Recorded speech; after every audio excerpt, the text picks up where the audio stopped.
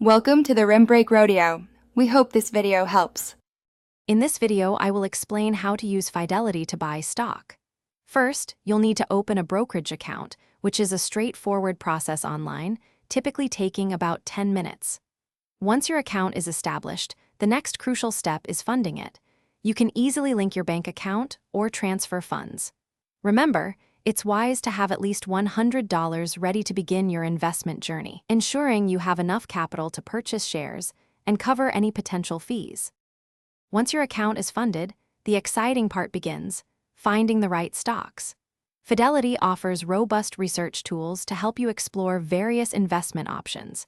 Take your time to analyze company financials, review recent news, and consider expert analyst ratings.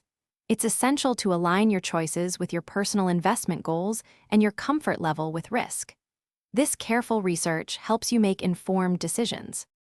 Now that you've identified a stock, it's time to place your trade. Navigate to the trading section on the Fidelity platform, which is usually clearly marked.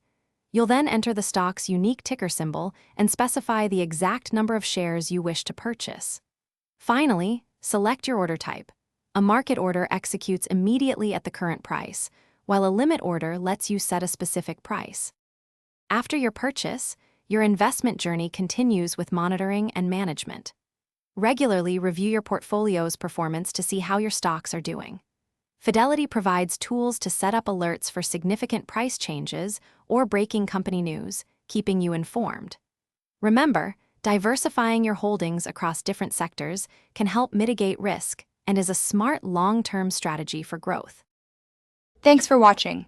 Consider subscribing if we helped you.